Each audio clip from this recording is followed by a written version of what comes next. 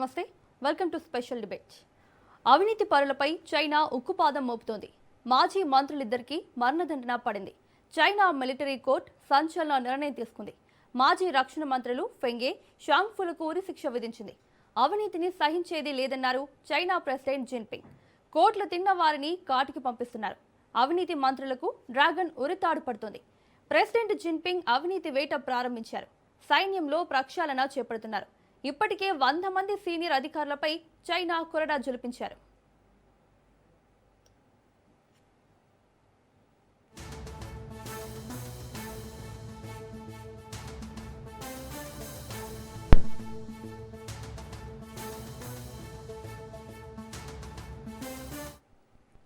అవినీతి ఆరోపణలను ఎదుర్కొంటున్న ఇద్దరు మాజీ రక్షణ మంత్రులకు చైనా మిలిటరీ కోర్టు మరణశిక్ష విధించింది.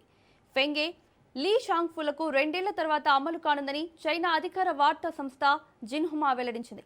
అయితే వారి ప్రవర్తనను బట్టి మరణశిక్షను యావజ్జీవంగా మార్చే అవకాశాలున్నాయి. 2018-23 సంవత్సరాల్లో ఫెంగే రక్షణ మంత్రిగా ఉన్నారు. ఫెంగేపై లంచాలు తీసుకున్న ఆరోపణలు, షాంగ్ఫుపై లంచాలు తీసుకోవడంతో పాటు ఇచ్చినట్లు ఆరోపణలు వచ్చాయి. 2024లో వీరిద్దరిని చైనా అధ్యక్షుడు జిన్పింగ్ పదవి నుంచి కమ్యూనిస్టు పార్టీ నుంచి తొలగించారు.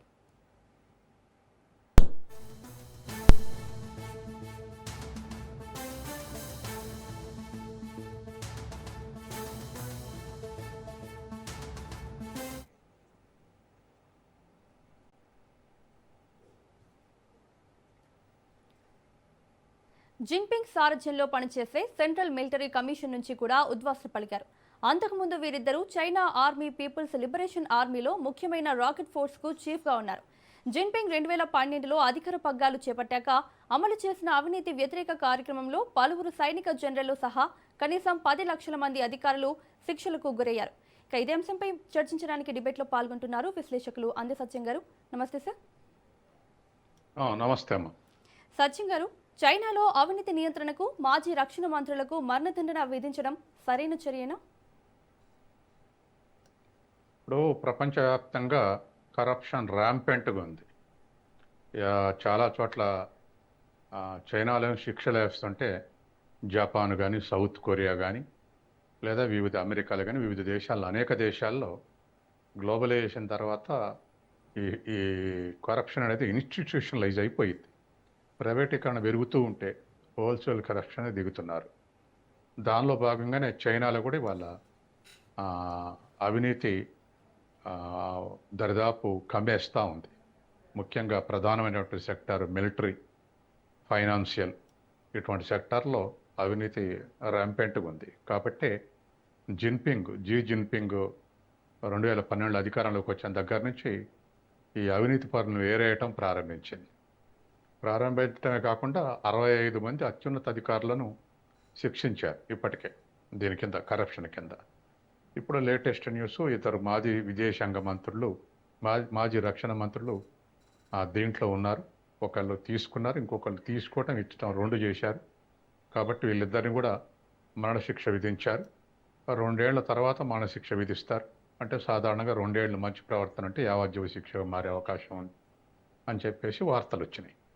అయితే ప్రపంచంలో ఈ విధమైనటువంటి కరప్షన్, ఉదాహరణకు అమెరికా 64వ స్థానంలో ఉంది, చైనా 76వ స్థానంలో ఉంది, ఇండియా 93వ స్థానంలో ఉంది.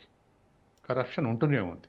కాబట్టి ఈ కరప్షన్ అనేటువంటిది డెవలప్మెంట్కు దరిదాపు చెదలబెట్టినట్టుగా దరిదాపు కొలాప్స్ చేస్తూ ఉన్నాయి. కరప్షన్ దరిదాపు చాలా దేశాల్లో 30-40% కరప్షన్ నడుస్తూ ఉంది. దీనివల్ల గ్రోత్ రేట్ పడిపోతుంది, డెవలప్మెంట్ లేదు, తర్వాత పర్సనల్ అసెట్స్ పెరుగుతున్నాయి, ఇటువంటి అసమానతలు పెరుగుతున్నాయి. ఇటువంటి వాటి వల్ల ప్రతి దేశంలో ఇది తాండవిస్తుంది, విలయం. కానీ చైనాలో కూడా అదే విధంగా ఉన్నది. ముఖ్యంగా 78లో ఓపెన్ మార్కెట్ ఎకానమీ వచ్చిన తర్వాత, డెంగ్ సియాపింగ్ వచ్చిన తర్వాత, మార్కెట్ ఎకానమీ వచ్చిన తర్వాత చైనాలో 29 ప్రావిన్సెస్ ఉంటాయి. మన దగ్గర రాష్ట్రాలు ఉన్నట్టు అక్కడ 29 ప్రావిన్సెస్ ఉంటాయి.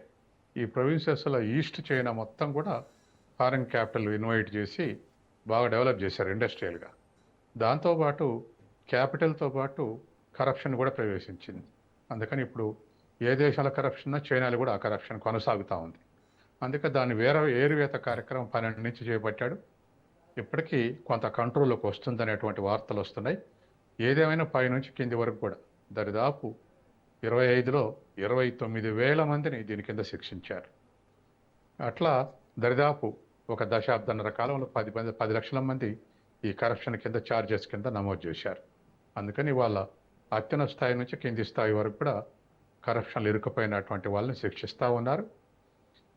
కొన్ని దేశాల్లో డెమోక్రటిక్ కంట్రీస్లో ఉద్యోగం నుంచి తీసేయటం, సస్పెండ్ చేయటం ఇటువంటివి జరుగుతున్నాయి. కానీ అక్కడ మాత్రం యావజ్జీవ శిక్షలు కూడా అమలు జరుపుతున్నారు. కాబట్టి సహజంగానే ప్రతి దేశంలో కరప్షన్ అరికడితే ఆ మేరకు డెవలప్మెంట్ పెరుగుతుంది. ఎస్ సచిన్ గారు. అలాగే లంచం తీసుకున్న అవినీతి పరులకు కఠిన శిక్షలు విధిస్తేనే వ్యవస్థలో మార్పు వస్తుందనుకోవచ్చు. ఒకటి కఠిన శిక్షలండి, రెండోది మోటివేషన్ కూడా. ఇప్పుడు మన రాష్ట్రంలో లేదా మన దేశంలో ఏసీబీ పట్టుకుంటూనే ఉంటుంది, తెల్లారి మళ్ళీ ఇంకో ఏసీబీ ఇంకో ట్రాప్ చేస్తూనే ఉంటుంది. అంటే ఒకళ్ళని పట్టుకుంటే తెల్లారి ఇంకొకళ్ళు దొరుకుతూనే ఉన్నారు. అంటే కరప్షన్ అనేటువంటిది ఈజీ ఇన్కమ్ కాబట్టి, అండర్ టేబుల్ మనీ కాబట్టి జనం తెగబడి ఈ విధంగా కరప్షన్ చేస్తూ ఉన్నారు. కాబట్టి బయటపడకపోతే పెద్ద ఎత్తున ఆస్తులు అక్యుములేట్ చేసుకోవచ్చు అని చెప్పేసి ప్రయత్నం చేస్తున్నారు. దొరికిన వాళ్ళు దొరుకుతున్నారు, దొరకని వాళ్ళు దొరకడం లేదు. కానీ ఈ కరప్షన్ అనేది ఎప్పుడో 30 ఏళ్ల కింద కేఎన్ పనిక్కర్ ఒక పుస్తకం రాశాడు. దాంట్లో ఆయన ఒక కామెంట్ చేశాడు. కరప్షన్ అనేది ఒక అధికారులే చేస్తారు, ఒక రాజకీయ నాయకులు చేస్తారు అనేది కరెక్ట్ కాదు. రాజకీయ నాయకులు అధికారులు కలిసి చేస్తారని ఒక కామెంట్ చేశాడు ఆయన. కాబట్టి ఇవాళ ఉన్నటువంటి పరిస్థితుల్లో సిస్టంలో కొంత మొరాలిటీ పెరగకుండా ఉద్యోగులే ప్యూరిటీ తోటి ఉండాలి అని అంటే కష్టం అయ్యేటువంటి అవకాశం ఉంది. కాబట్టి సిస్టమ్ మొత్తాన్ని క్లీన్ చేసుకోవాల్సినటువంటి అవసరం ఉంది. చైనాలో అటువంటి క్లీనింగ్ నడుస్తుంది. అది ఏ మేరకు సక్సెస్ అవుతుందో చూడాలి. రెండో వైపు మోటివేషన్ కూడా చేసుకోవాలి. అంటే మోరల్స్ని ప్రాపగేటం చేయటం, కరప్షన్ వల్ల ఎట్లా సిస్టమ్ నాశనం అవుతుందని చేయటం, ఎట్లా ఇన్కన్వీనియన్స్ అవుతుంది చేయటం, ఇవన్నీ కూడా ఒక మోటివేషన్ ప్రోగ్రామ్ కూడా చేయాల్సిన అవసరం ఉంది. ఈ 2 వేస్లో ప్రయత్నం చేస్తే కొంత మేరకు తగ్గొచ్చు. సో చైనా అనుసరిస్తున్న ఈ విధానాన్ని ప్రపంచంలో ఉన్న ప్రతి దేశం కూడా అనుసరిస్తే బాగుంటుందంటారా?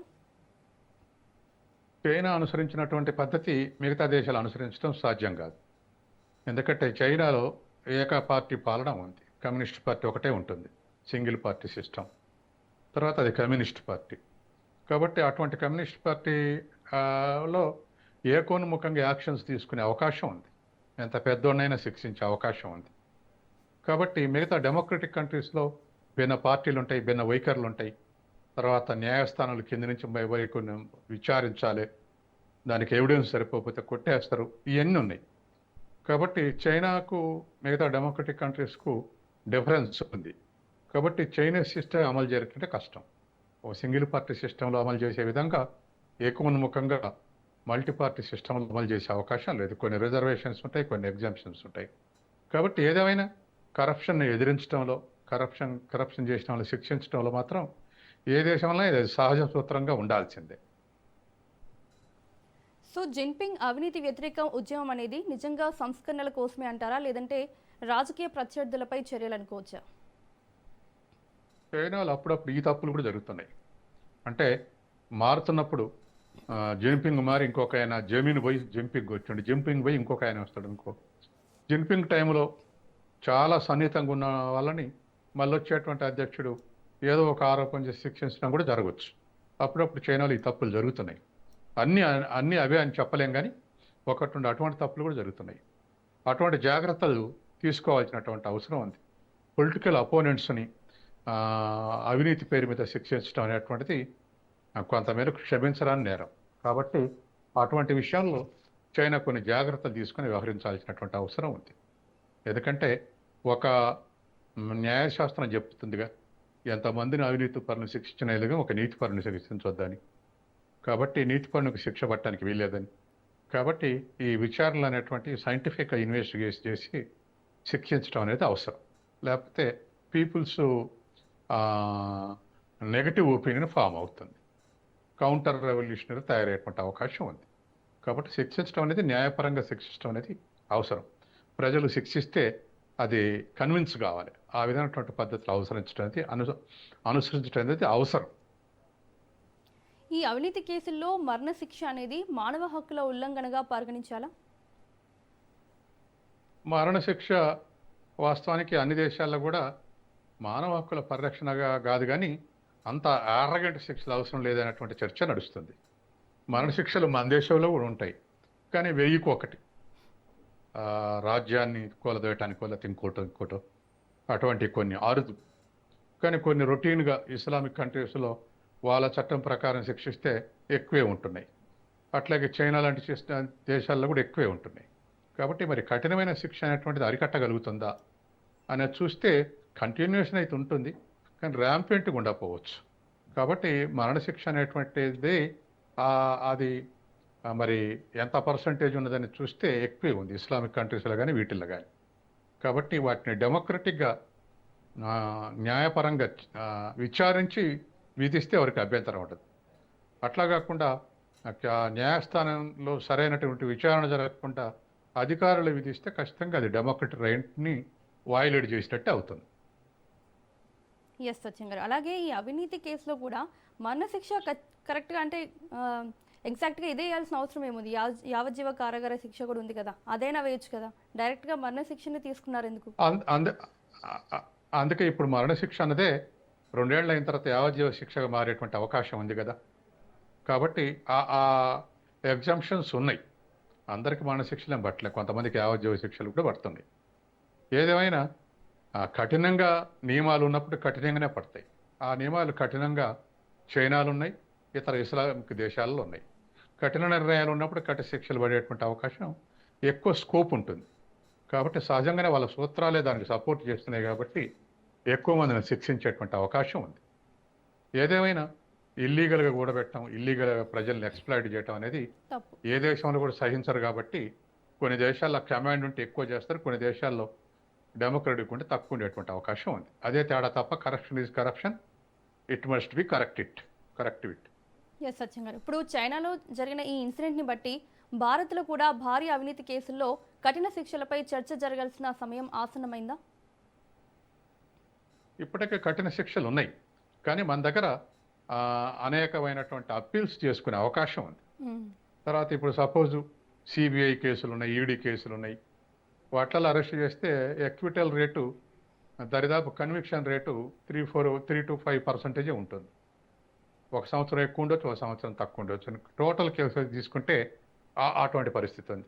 అదేగా పొలిటికల్ సపోర్ట్ అంటే ఇప్పుడు ఈ ప్రభుత్వంలో ట్రాప్ చేస్తే మరొక ప్రభుత్వంలో దానికి ఎవిడెన్స్ ప్రొడ్యూస్ చేయకుంటుంటే వాళ్ళు ఎస్కేప్ అవుతారు డిఫరెంట్ రిజిమ్స్లో.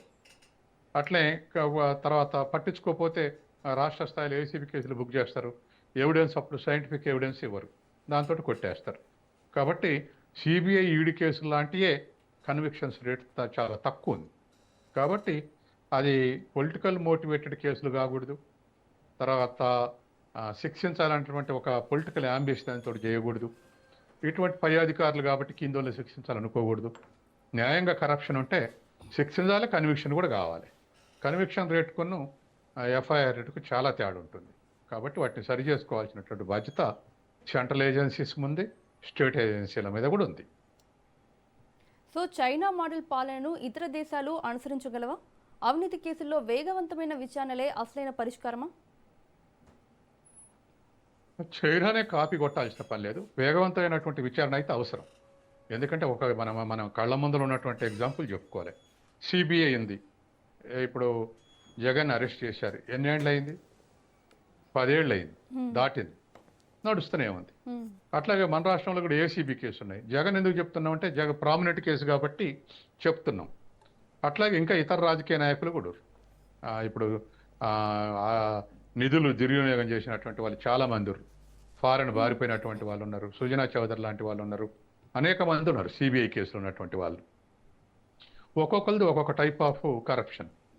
కాబట్టి అట్లాగే మన రాష్ట్రంలో కూడా ఏసీబీ ట్రాప్ చేసినటువంటి కేసులు కూడా 10-12 ఏళ్ళ నుంచి నడుస్తున్నటువంటి కేసులు ఉన్నాయి. దీర్ఘకాలం ఉంటే ఆ ఎవిడెన్స్ కేసు జరిగినప్పుడు ఉండేవాళ్ళు వేరు, ఫైనల్ జడ్జిమెంట్ వచ్చేటప్పుడు ఉండేవాళ్ళు వేరు, గవర్నమెంట్లు వేరు, ఆఫీసర్లు వేరు, దృక్పథం వేరు. ఇవన్నీ కావడంతో ఎస్కేప్ అయ్యే అవకాశం ఉంటుంది. కాబట్టి ఖచ్చితంగా స్పీడీ జ్యుడిషియరీ ఉండాలి, జస్టిస్ ఉండాలి, శిక్షలు పడే విధంగా ఉండాలి. న్యాయమైనటువంటి వాటినే పట్టుకోవాల్సినటువంటి అవసరం ఉంది. అట్లా కాకుండా ఎవరో చెప్పారని చెప్పేసి ట్రాప్ చేసి పట్టుకుంటే వాటికి శిక్షలు పడవు, ఎస్ సచిన్ గారు. అవినీతి తప్పించుకునే అవకాశం ఉంది. ఎస్ అవినీతిని అరికట్టడంలో కఠిన చట్టాల కంటే పారదర్శక పాలన ముఖ్యమంటారా? ఖచ్చితంగా పారదర్శక ఓపెన్నెస్ అనేది చాలా ఇంపార్టెంట్. ఎందుకంటే ఓపెన్నెస్ ఉంటేనే చర్చ జరుగుతుంది. చర్చ జరగటం వల్ల అవినీతి మీద చర్చ జరగటం వల్ల ప్రజలు ఎడ్యుకేట్ అవుతారు, ప్రజలే పట్టిస్తారు. కాబట్టి ఖచ్చితంగా దాని మీద ఎడ్యుకేషన్ ఉండాలి. అమాయకుల దగ్గర లంచం తీసుకుంటే వాళ్ళు పట్టేవట్లే, కానీ చైతన్యమైనటువంటి వాళ్ళ మీద దగ్గర లంచం తీసుకుంటే పట్టిస్తుంది, ట్రాప్ చేయిస్తున్నారు. కాబట్టి ఖచ్చితంగా ఓపెన్నెస్, దాని మీద డిబేటు, ఇవన్నీ కావాల్సినటువంటి కల్మినేట్ కావాల్సినటువంటి అవసరం ఉంది. కరప్షన్ మీద ప్రజలకు అవగాహన ఉంటేనే కదా ఆ కరప్ట్ అయినటువంటి వాళ్ళని పట్టించేది లేదా కంప్లైంట్ చేసేది. కాబట్టి దీని మీద చైతన్యం అవసరం. ఇప్పటికే చైతన్యం ఉన్నప్పటికీ ఇంకా ఇండిఫరెంట్ యాటిట్యూడ్ ఉంది ప్రజల్లో. ఏదోలా ఆయన తినడలే మనకెందుకు అనుకోవటం, ఎవరి దగ్గర తినడలే మనకెందుకు అనటం, మన దగ్గర తిన్న ఏదో ఒకసారి అనుకోవటం, ఇటువంతంత ఇండిఫరెంట్ యాటిట్యూడ్ తోటి కరప్షన్ ర్యాంపెంట్గా ఉంటుంది. కాబట్టి ప్రతి వాళ్ళు రెస్పాన్సిబుల్ సిటిజన్గా బిహేవ్ అయితే కరప్టెడ్ ఫెలోస్ని పట్టించే అవకాశం ఉంది. కాబట్టి చైతన్యం అయితే అవసరం, దీని మీద డిబేట్ అవసరం, దీని మీద ప్రజల్ని ఎడ్యుకేట్ చేయాల్సినటువంటి అవసరం అయితే ఉంది. సో నైతిక విలువలతో కరప్షన్ని తగ్గించగలమా? ఖచ్చితంగా ఖచ్చితంగా. ఇప్పుడు నైతిక విలువలతో చాలామంది డబ్బులు ఇస్తానన్నా వద్దనుకునే వాళ్ళు కోకొల్లలు, ఇటువంటి పద్ధతులు కరెక్ట్ కాదనుకుంటామంటే కోకొల్లలు. కాబట్టి అటువంటి నైతిక విలువలు మొదటి నుంచి కల్మినేట్ చేస్తే కొంత మార్పు వచ్చేటువంటి అవకాశం ఉంది. ఎంతసేపటికి శిక్షించి కంట్రోల్ చేయాలంటే కష్టం. ప్రజల్ని పాజిటివ్ వైపు మోటివేట్ చేసుకొని కంట్రోల్ చేయడం తేలిక. కాబట్టి ప్రజల్ని ఎడ్యుకేట్ చేసుకోవాల్సినటువంటి బాధ్యత ఉంది. దాని సీరియస్నెస్ ఎట్లుంటుంది, దాని ఇంపాక్ట్ ఎట్లుంటుంది, వీటన్నిటిని కూడా డిస్కస్ చేస్తుంటే ప్రజలు ఎడ్యుకేట్ అవుతారు. కరప్ట్ అయినటువంటి వాళ్ళని పట్టించే అవకాశం ఉంది, తాము కరప్షన్కి దూరంగా ఉండేటువంటి అవకాశం కూడా ఉంది. సో జిన్పింగ్ చేస్తున్న ఈ చర్యల్ని ఏ విధంగా చూడొచ్చు అంటారు? అంటే మరణశిక్ష విధించడం, ఇంత కఠినమైన చట్టాలని అమలు చేయడం, వీటన్నిటిని ఎలా చూడొచ్చు? చైనాలో మొదటి నుంచి ఉంది ఈ చట్టాలు, కఠినంగా శిక్షించడం అనేది ఉంది. కాబట్టి మిగతా దేశాలతో పోలిస్తే డెవలప్మెంట్లో కానీ గ్రోత్లో కానీ మెరుగ్గున్నాయి.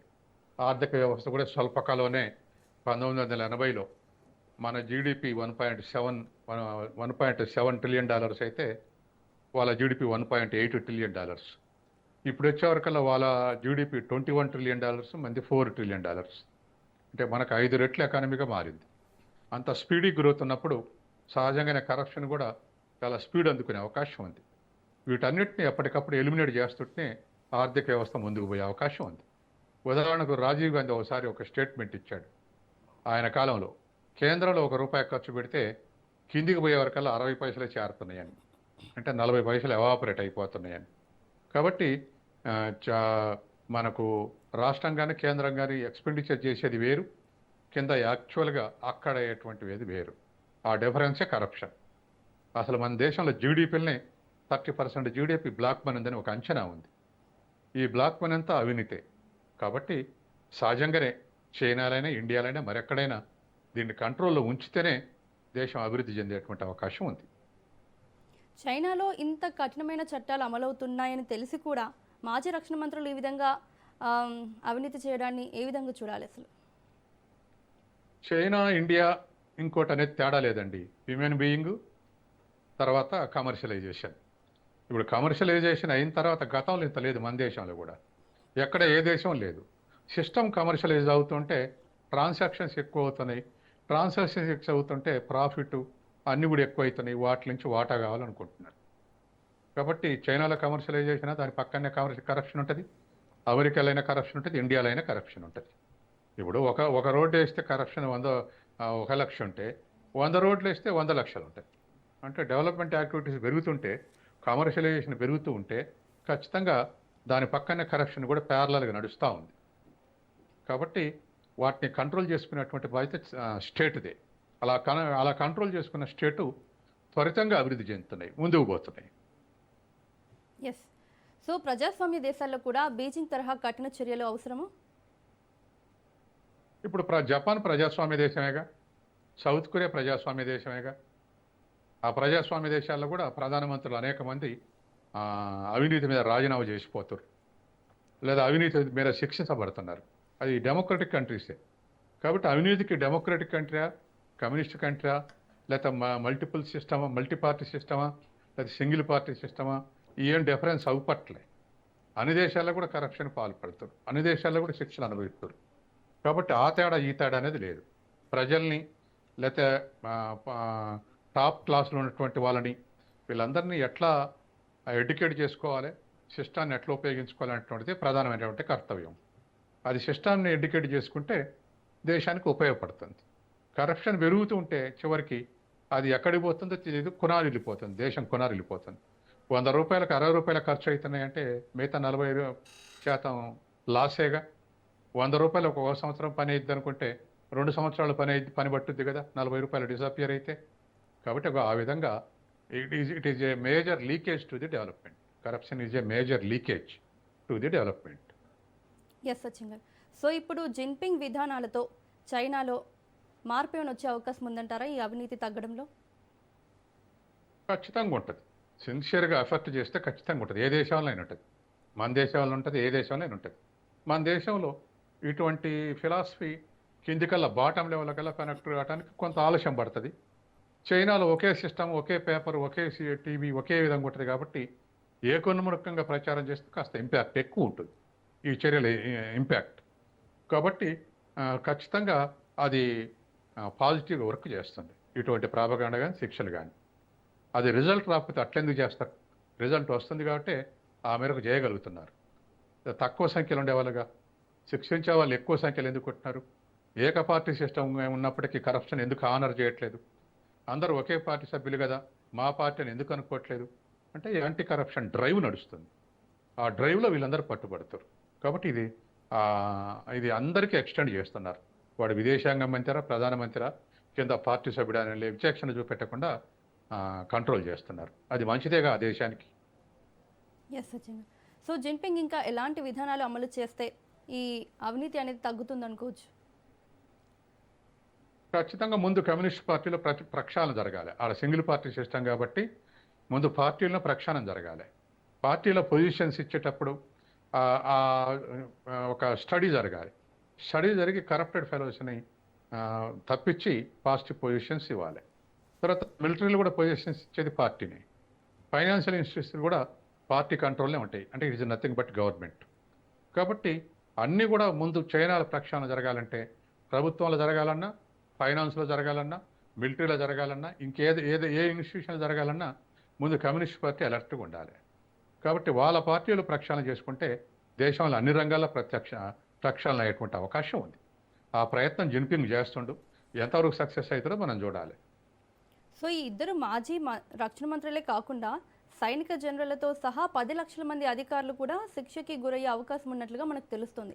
సో ఇంత ఘోరమైన అవినీతి జరుగుతుంటే మరి ప్రభుత్వం ఏం చేస్తుంది అప్పుడు? 10 లక్షల మంది అధికారులు కాదు కానీ 10 లక్షల మంది ప్రజలు అధికారులు శిక్షకు గురయ్యే అవకాశం ఉందనేది. హై లెవెల్ ఆఫీసర్స్ 65 మంది శిక్షకు గురయ్యేటట్టుగా వార్తలు వస్తున్నాయి.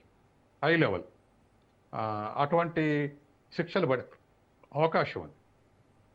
కాబట్టి కరప్షన్ ఇది corruption, it must be equal to all. పెద్దోడైనా చిన్నోడైనా సమానంగానే ఉండాలి. నేను ఒకసారి ఈ మాజీ డీజీపీ అవినాష్ మహాంతి డీజీపీ ఉన్నప్పుడు, అంతకుముందు ఆయన ఏసీబీ డీజీపీ ఉన్నాడు. ఆయనకు నాకు వ్యక్తిగతంగా పరిచయం ఉంది. చాలా మాట్లాడినా, మీరు చిన్న వాళ్ళని పట్టుకుంటున్నారు, పెద్దవాళ్ళని పట్టుకోవట్లేదు అని. కానీ ఆయన ఆన్సర్ ఏంటంటే, పెద్దోడైనా చిన్నోడైనా కరప్టే. పెద్దోళ్ళ సంఖ్య తక్కువ ఉంటుంది కాబట్టి తక్కువ పడుతుంది, చిన్నోళ్ళ సంఖ్య ఎక్కువ ఉంటుంది కాబట్టి ఎక్కువ పడుతుంది. కానీ మా డిపార్ట్మెంట్లో మాత్రం అటువంటి రెమిషన్స్ ఏం లేవు, అందరిని పట్టుకుంటామని చెప్పేసి అంటుండేది ఆయన, నేను అప్పుడప్పుడు అడుగుతున్నప్పుడు. కాబట్టి సహజం ఇది. ఎక్కువ మంది అనుకుంటే, ఎక్కువ దేశం ఉన్నప్పుడు, ప్రజలు ఎక్కువ ఉన్నప్పుడు ఎక్కువ మంది పట్టుబడతారు. చిన్న దేశం తక్కువ సంఖ్య ఉన్నప్పుడు తక్కువ పట్టుబడతారు. కాబట్టి సహజంగానే ఉంటుంది. 10 లక్షల మందిని 5 లక్షల మంది corruption it must B corrupt. వాటిని మూసేయాలి అంతే. ఎస్ సచిన్ గారు. సో ఏ దేశంలో అయినా కరప్షన్ అనేది ఉంటుంది. కరప్షన్ అనేది ఫస్ట్ తప్పు, ఏ దేశం కూడా చేయకూడదు, ఎవరు కూడా చేయకూడదు. సో ఇప్పుడు చైనా నుంచి జరిగిన ఈ ఇన్సిడెంట్ని బట్టి మిగతా దేశాలు ఏం నేర్చుకోవాలి? మిగతా దేశాలు కూడా వాటి మీద కాన్సన్ట్రేట్ చేయాలి. డెఫినెట్లీ నేను చెప్పాక it is A leakage to the development అని. ఇప్పుడు కేంద్ర ప్రభుత్వం 50 లక్షల బడ్జెట్ ఖర్చు పెడుతుంది దేశవ్యాప్తంగా. ఒకవేళ రాజీవ్ గాంధీ అనేది నిజమైతే 40% కరప్షన్లో పోతే 50 లక్షల 40% ఎంత? దరిదాపు 20 లక్షల కోట్లు. 50 లక్షల కోట్ల 20 లక్షల కోట్లు అవినీతి పేరు మీద పక్కదారులు పడుతున్నప్పుడు ఇక్కడ డెవలప్మెంట్ ఏముంటుంది? రాష్ట్ర బడ్జెట్ 2 లక్షలు 3 లక్షల కోట్లు అయినప్పుడు అందులో 30% పోయినా 90,000 కోట్లు పోతే ఖర్చు అయ్యేది 2 లక్షల కోట్లేగా. కాబట్టి కరప్షన్ బాగా పెద్ద ఎత్తున డెవలప్మెంట్ని అణిచేస్తా ఉంది. కాబట్టి వీటిని ఎవరైతే ఎఫెక్టివ్గా కంట్రోల్ చేస్తారో ఆ దేశంలో కానీ ఆ రాష్ట్రంలో కానీ మంచి డెవలప్మెంట్ అవపడేటువంటి అవకాశం ఉంది. Yes, ఉదాహరణకు పార్టీలు మారినంత మాత్రాన బడ్జెట్ పెరగదు. మరి ఒక ప్రభుత్వంలో ఎక్కువ పనులు ఎందుకైతే ఒక ప్రభుత్వం తక్కువ పనులు ఎందుకుంటే అంటే కరప్షన్ కంట్రోల్ చేస్తే ఎక్కువ పనులు అవుతాయి, కరప్షన్ వదిలేస్తే తక్కువ పనులు అవుతాయి. అది ప్రజల కళ్ళ ముందర అవుపడుతుంది. కాబట్టి ఆ విషయాల్లో చాలా జాగ్రత్తలు తీసుకోవాల్సినటువంటి అవసరం ఉంది. ఎస్ సచిన్ గారు, థ్యాంక్ యూ అండి ఆ డిబేట్లో పాల్గొన్నందుకు. Thank you so much. ఇది వాళ్ళ స్పెషల్ డిబేట్. చూస్తూనే ఉండండి రాజ్ న్యూస్.